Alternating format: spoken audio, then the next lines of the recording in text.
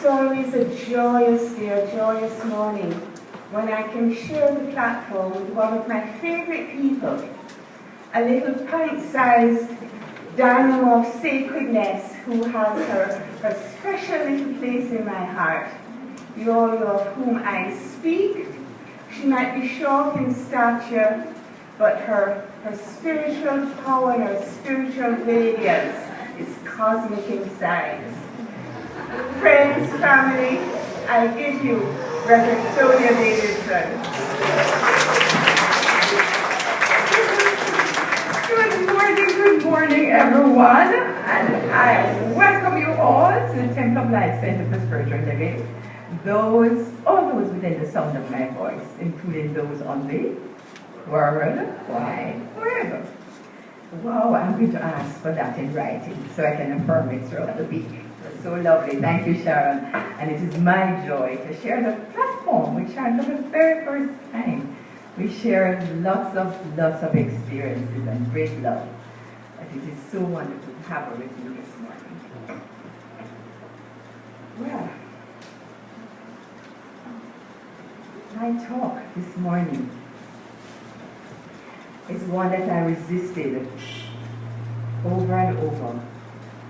And it's only when I became so blank with the one that my own limited awareness had chosen that I had to surrender and allow this to come forward, and it flowed freely. So I trust and know that this is what Infinite Mind wants me to share with you this morning.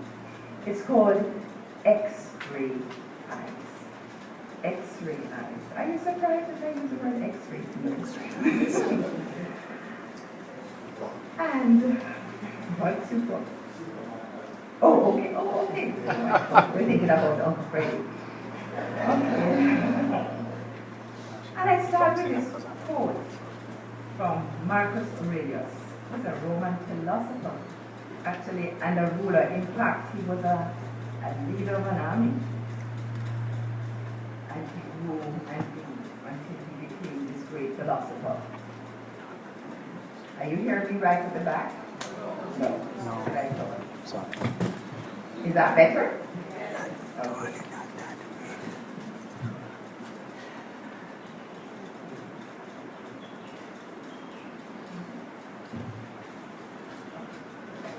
When I'm done, I get a feedback. So I have to do what I do when I sing, won't I? Right? Can you hear me at the back? Yes. Okay, there we go.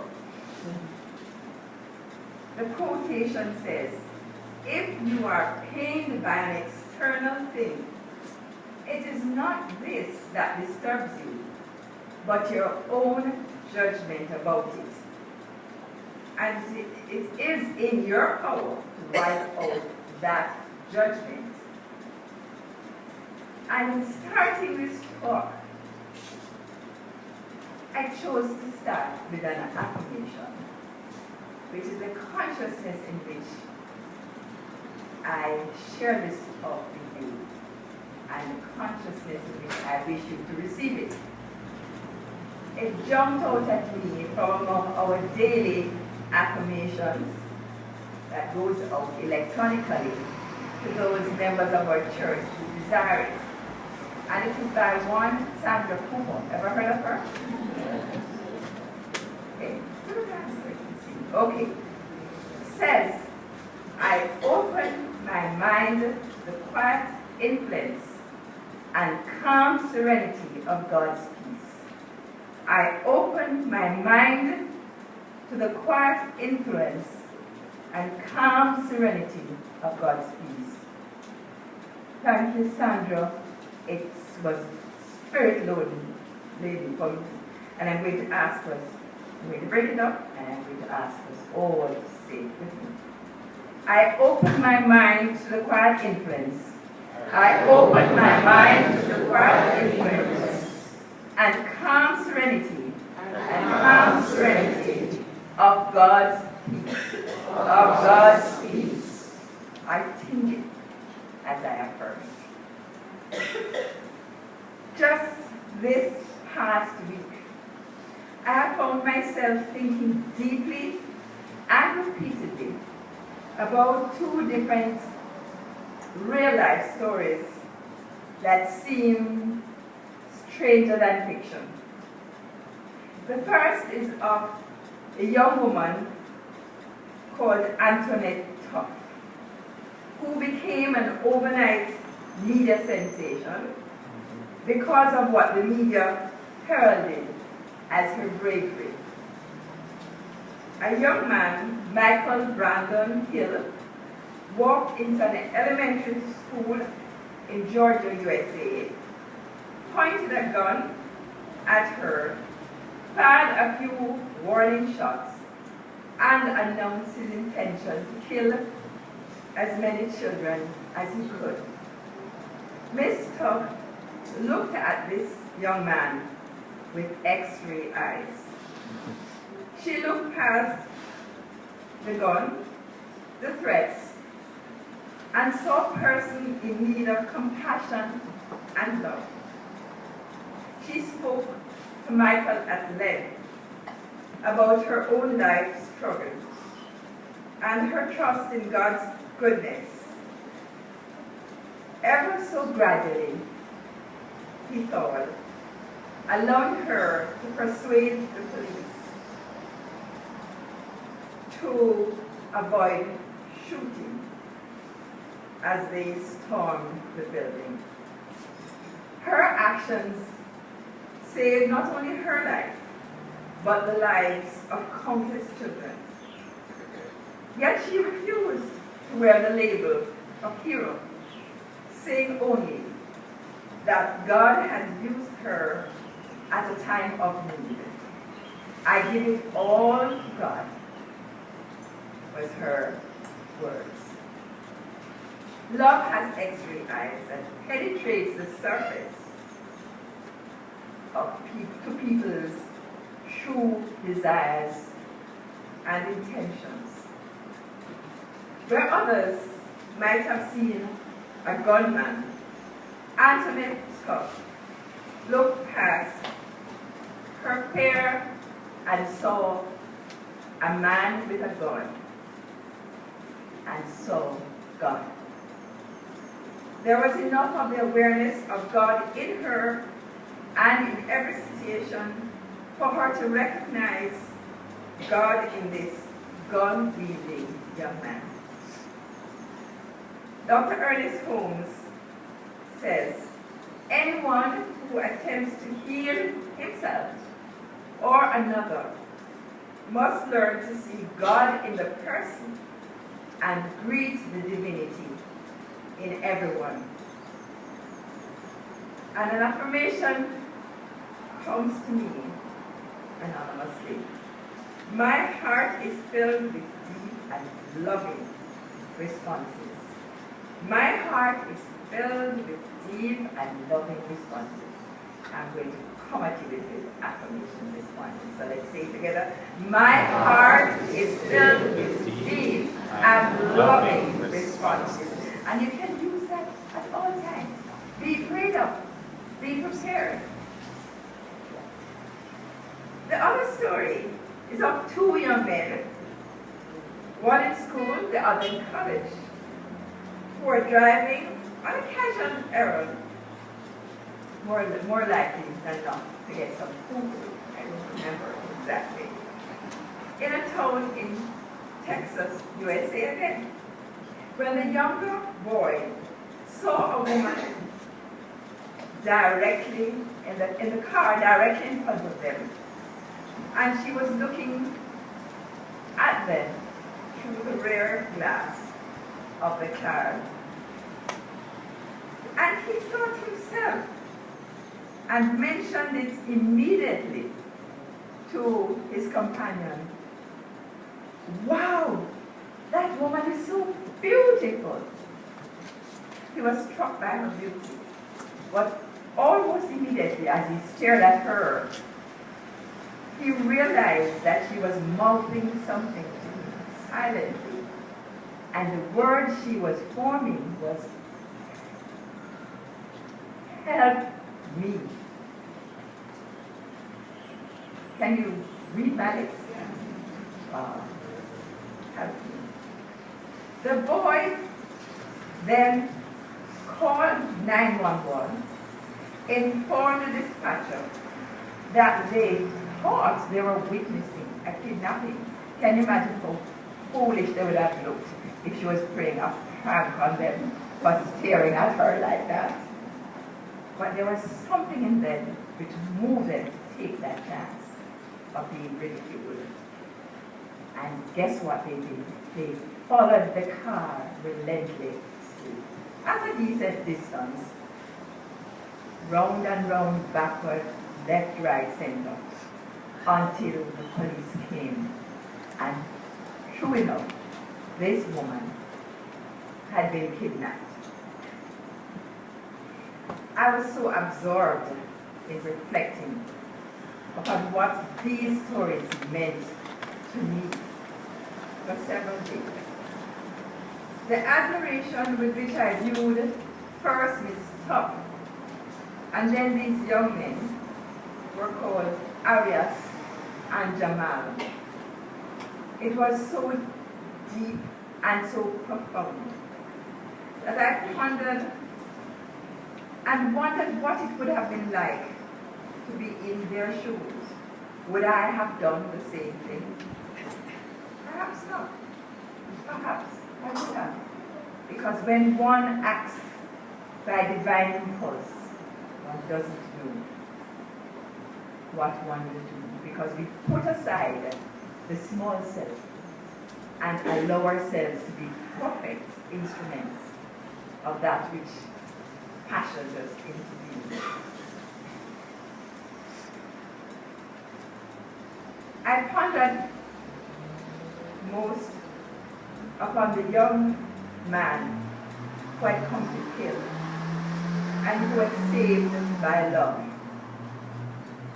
and the young woman also who was saved by her beauty, by the awareness of her beauty. And immediately the answer shouted at me one word: help me. God. God. God. God has love. God has beauty. In the awareness of the presence of God, there is order, there is peace, and there is right outcome. Both of these young people who were rescued had attracted to them what they needed. How could someone filled with rage, intent on killing, be compared to another who was so beautiful and yet frightened?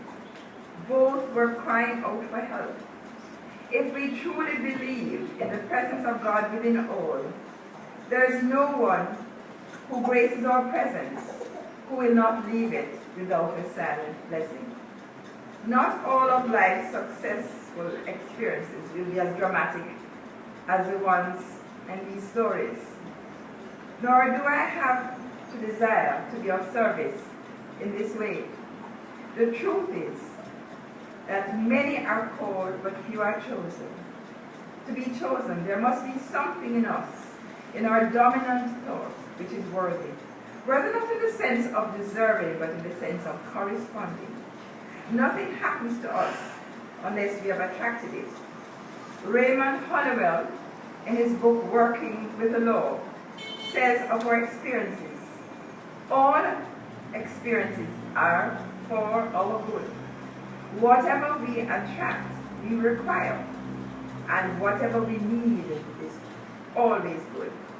He continues, learn to think constructively of all persons, all things, all events and circumstances. Practice it. Appraise them from the ideal point of view. As you do this, you will gradually transform your whole existence for the better. This does not mean that we should ignore the wrong things of life, but that we should think right about them and beyond toward the hidden good or principle within that which is ever seeking higher and higher expressions of itself. Unquote. Miss Tuck although filled with fear at being confronted with an angry man, with a gun, remembered a sermon which had been given the very Sunday before her encounter, fancy that, in which the pastor reminded the congregation that God was there for them, each and every one of them, in times of trouble. Always there. And we say God is always there. I will keep him in perfect faith, whose mind is stayed on me. I don't know what allowed the teens to overcome their fear, but I guess boys will be boys. Who can resist a beautiful young woman? And I suspect with hormones raging, this was their mindset, to notice the beautiful woman around. They were chosen perfectly. And being young men, they love an adventure. Hollywood sums up the teaching of the science of mind like this. The mind is a magnet and attracts whatever corresponds to the ruling state. Our predominant mental attitude of most everything, I say everything, that comes into our life. It is the predominant mental attitude. In just a matter of a few moments, these persons in these stories had been drawn together to effect an outcome which they had collectively attracted. We will never know exactly, yes, as I said, what was in their minds, nor is it important to know. What we do know was the outcome, and it was one which brought great joy to all, right action to all concerned. In the moment of need, these brave young men, young people, had demonstrated that indeed they were their brother's keeper. I will keep him in perfect faith, whose mind is stayed on me. Does it mean that I have to go around all day chanting the name of God? No. But for my mind to be stayed on God, I must begin to think from the viewpoint of the attributes of God.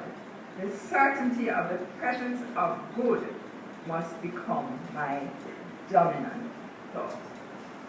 My desire, and I'm sure it is yours also, is to dwell in the secret place of the Most High and abide under the shadow of the Almighty. Psalm 91, my favorite psalm. To dwell in the secret place of the Most High means to be established in the certainty of God's presence, to feel such a connection with God within my being that all my desires and thoughts flow from that consciousness, to be so trusting of the certainty of God's guidance and action through and around me that I know that all is well. It means, as Hollowell advises, to give the whole attention to the ideal, the attributes of God, and to cooperate with the Lord's fundamental purpose. The fundamental purpose of the all-good God must be beneficent. It must be the cool shades to protect me from the glare of my own mistaken actions. All people desire to live from a consciousness of peace that is indisputable. We all strive for the happiness which is our birthright as expressions of God. Sometimes this may seem like a distant goal. At other times, wow, life is a journey. Those of you who have ever walked our labyrinth will understand how powerful a metaphor it is.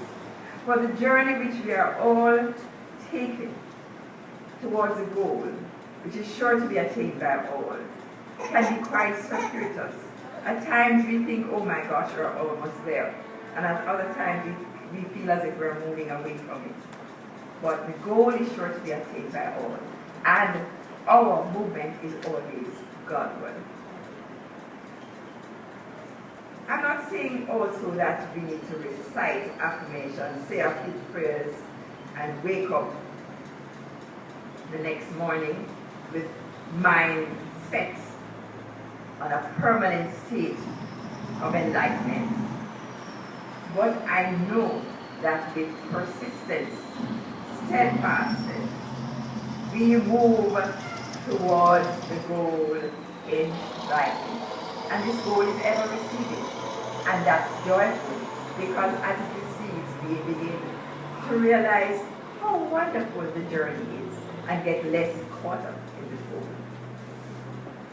My concern is that often we are so taken up with desiring things that we forget the real reason that we are here and obscure the hunger and thirst after righteousness, which is continuously prompting us. My wish for all of us is that we set the goal to know the indwelling presence with such intimacy that we come to realize that which we seek, we already are. Because he had set his love upon me, therefore I will deliver him. I will set him on high because he has known my name. Again, Psalm 91. I am fascinated by the metaphysical explanation of the Cain and Abel story. The literal story of Cain and Abel is that they were brothers, sons of Adam and Eve. Cain killed his brother Abel out of jealousy because God was pleased with Abel's offering and not that of Cain. Metaphysically, Cain and Abel represent opposing tendencies in our own minds. Cain represents a tendency on ourselves to become distracted with the physical or relative world. Yes, it is wonderful to love beautiful things, to adore nature, to be caught up in the senses. But we can, in doing so, be so preoccupied with the acquisition of things, with the experience of trips and the purchase of wonderful, beautiful homes, and just everything that titillates our senses, that this preoccupation may allow us to actually kill Abel. With Abel means it is our original early attempts to use our minds consciously for good, to move, to use our minds to become established in the consciousness which attracts the things that we want, rather to pursue the things that we want.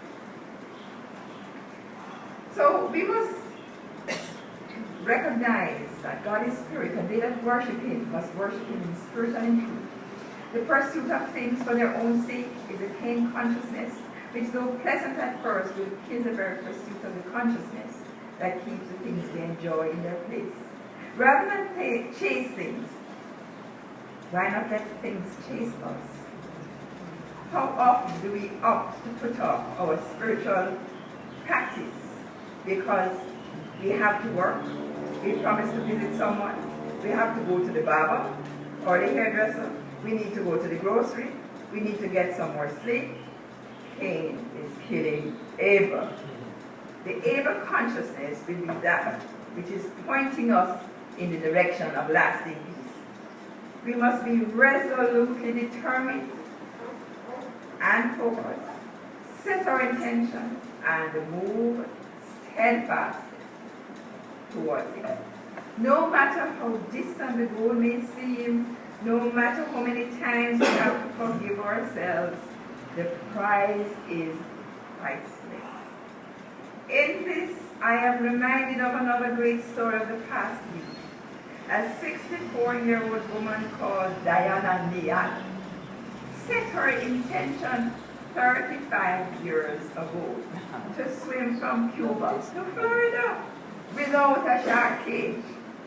Oh boy, can you imagine all the sharks that are around us of our own making? After 5 failed attempts, she did just that on Monday, September 2nd, 2013 at 2 p.m. The world will always remember that. These were her words at the end when asked what was going through her mind to attempt again after so many failures. She said, I said to myself, I will find a way. I will find a way. Then another question was, what was going through your mind when you were swimming around with all the jellyfish around you? She said, I took my mind off what was at the surface, and with each stroke, I pushed Cuba away with my right hand, and I pushed Florida towards me with my left. Oh, oh, what a metaphor for spiritual growth. The spiritual path is not meant to be painful, although initially we may make it so by our persistence in the old patterns of thinking. We are repeatedly stung by our errors, but there is a way, and we will make it. We have to carry out those spiritual disciplines which will allow us to push errant thinking behind us and push us steadily in the direction of right.